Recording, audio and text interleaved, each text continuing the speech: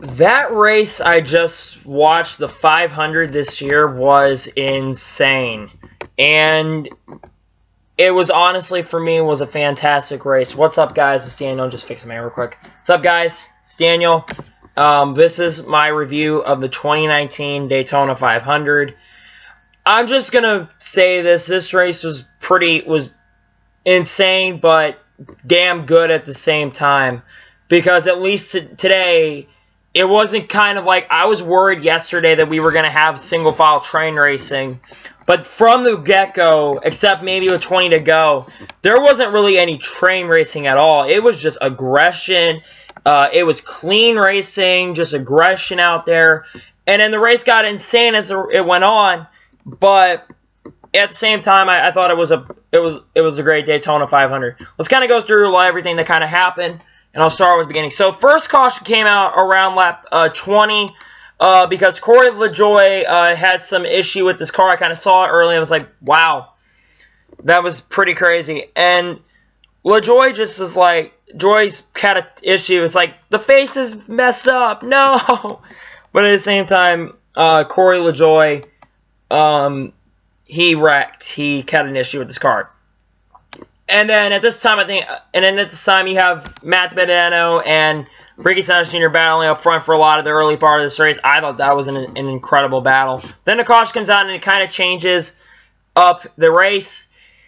And then we got another caution. The next caution comes out around lap 50 when a 5-car wreck happens. So the 5 cars involved are... So it kind of starts off with Stenhouse caused a little contact with Kurt Busch, just a little possibly, but the air kind of affected as well. He was a little loose, and I guess he can't get contact onto Kurt's car.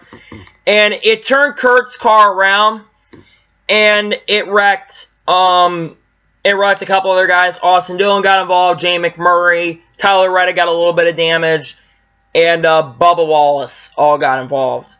Did I say Bubba Wallace? Let me say it again. Austin Dillon, Kurt Busch, Bubba Wallace, Jay McMurray, and Tyler Reddick, I believe, all got damaged in the wreck.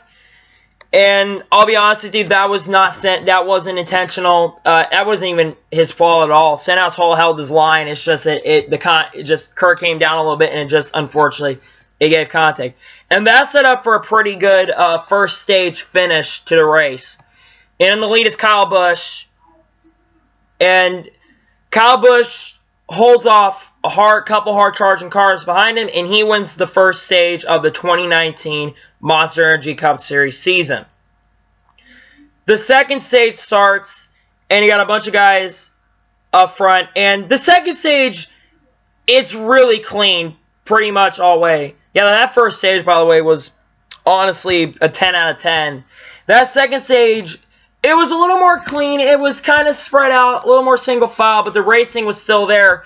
And the bottom lane, like it worked all day, worked on the bottom as well. Bottom worked again as well. I'm sorry if I'm misrepresenting the words I'm saying.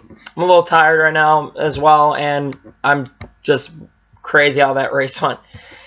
Second stage went pretty well. Matt DiBenedetto, by the way, dominated this stage. He had the car of the race today, man. I mean, he dominated the first half of his race. And then the next caution comes out with about 10 laps to go. Actually, 14 laps to go in the second stage when Casey Mears and Parker Kligerman get into a wreck. Casey accidentally gets into Parker, and this causes the caution to come out, and a lot of the guys that had not paid, which was DiBenedetto, Jimmy Johnson, Kyle Busch, Chase Elliott, Alex Bowman, Eric Jones. I didn't say Jimmy Johnson. Jimmy Johnson wasn't even part of the lead pack, Daniel, you dumbass.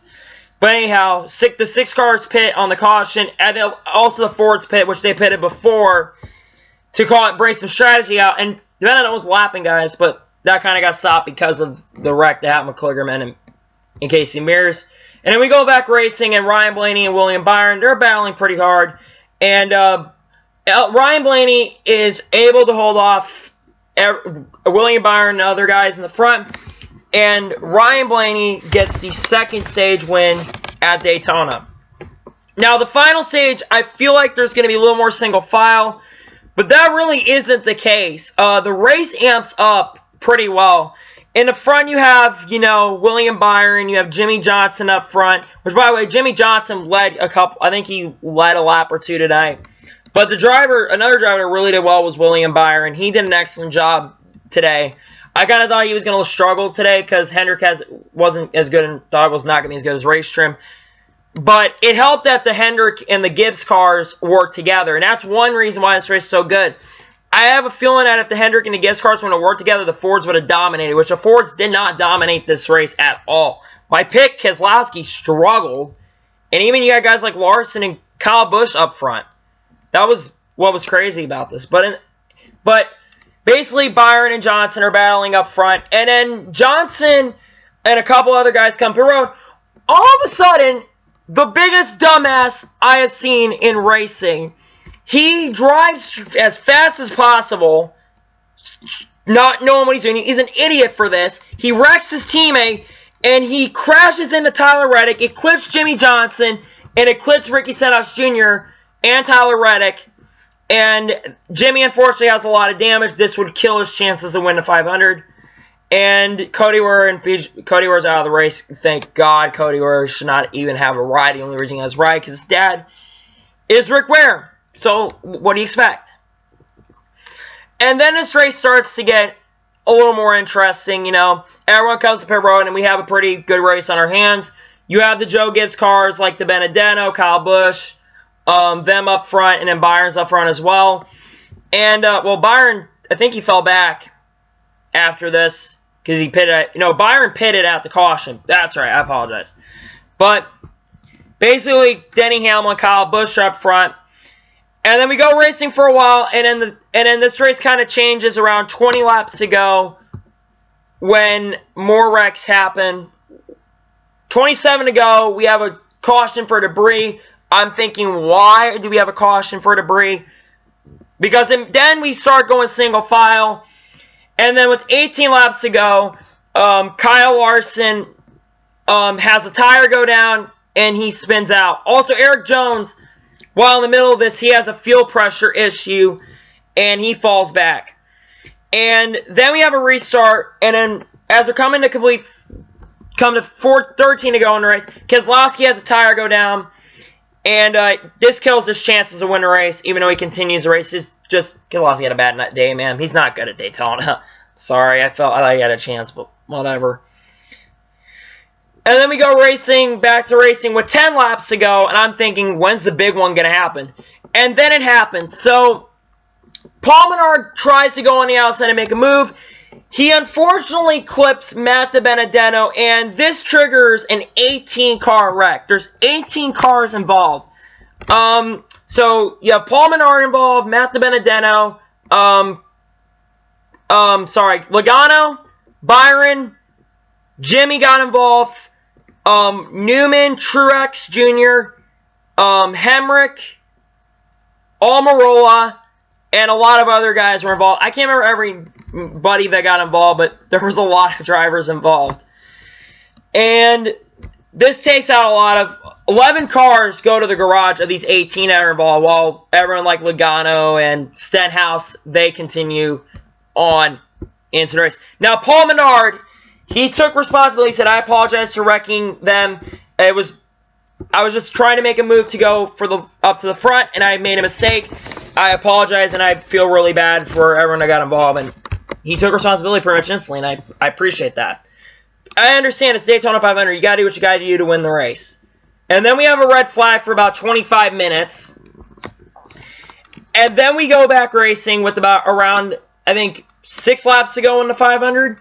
And Clint Bowyer's about to make a move about 4 laps to go. And Clint Bowyer goes up in front of McDowell.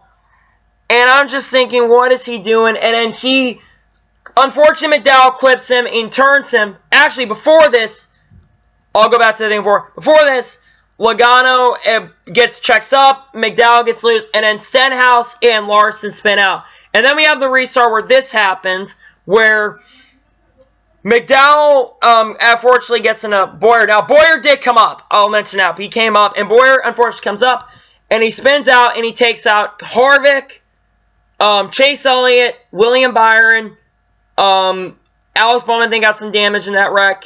And Jimmy Johnson, I think, got a little bit of damage as well. Brendan Gaughan also involved, and Atlanta Castle also involved. This is taking a lot of guys out of the race. And then we have the final race start, the first overtime. We have no red flag for this, and apparently what I heard from Eric on Twitter said apparently a jet dryer broke. Yeah. Sorry about that. I had to pause as his brother came in. Shut up! Sorry about that. So we get to the overtime line restart. Alright, I'm back again. My brother's being an asshole. So there you go. But at the same time, the wreck happens. We go into my restart. It's Denny Hamlin, Kyle Busch. Ryan Preece got through that wreck, and he's at 5th. And you got a lot of guys up there. Even Ross Chastain, who, by the way, only at this time, only 3 cars were involved in a wreck. Denny Hamlin, Kyle Busch, and Ross Chastain. We get to the restart. Denny Hamlin, Kyle Busch are battling. Denny Hamlin is able to clear.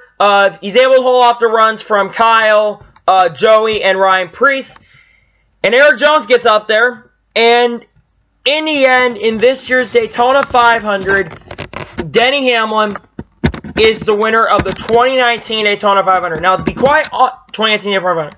Now, to be quite honest with you, I'd be really pissed not to be the happiest person because I'm not a big fan of Hamlin. But that was for JD Gibbs. That's all for JD. And it shows because the top 3 were Joe Gibbs cars, which that's the first time. So it was Denny Hamlin, Kyle Busch, and Erik Jones in the top 3 spots. This is the first time that's happened since 1997 when Hendrick Motorsports, which it was Jeff Gordon, Terry Labonte, and Ricky Craven, they all finished in the top 3 in the 1997 Daytona 500. So this race was pretty good. As you can tell, there was a lot that happened. It was chaotic. Congrats to Hamlin. Again, he deserved the win fair and square.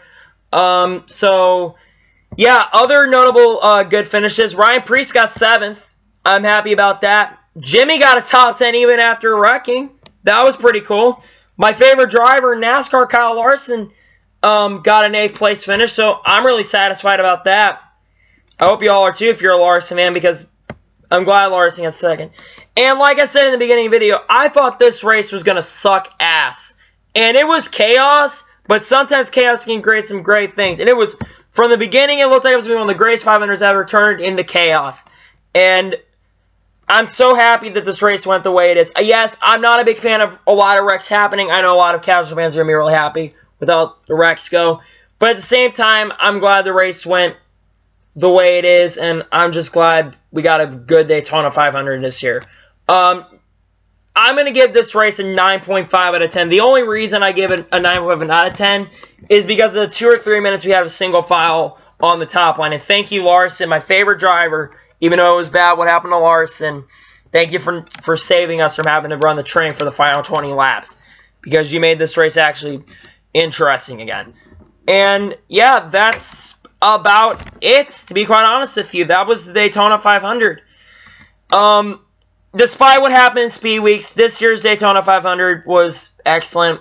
I'm really happy how the 500 went, and I'm just glad we got a good 500 this year. I'm really happy. I really am. That's it for the video. Want to thank you guys for watching this year's Daytona 500 review. I'll have more reviews coming out next week when we have the Atlanta race, so that's next week. Going into that, I'll do my predictions probably Wednesday or Thursday, depending. Actually, Thursday I can't because I gotta work. Probably Wednesday I'm gonna do my predictions. Not my predictions, my picks for that. I'm not sure if we're gonna do trucks or spinny picks. I don't think I'm gonna do that. But yeah, that's it. I want to thank you guys for watching this video. Please like and subscribe to the channel, and please turn up notifications on so you can be notified when a video comes out live on my channel. My goal by the end of, hopefully we can get 25 subscribers, because that would really help my channel. I'll probably do a thank you for 25 subs when that comes out. So anyway, I want to thank you guys for watching, and I'll see you guys on the next video. Peace out.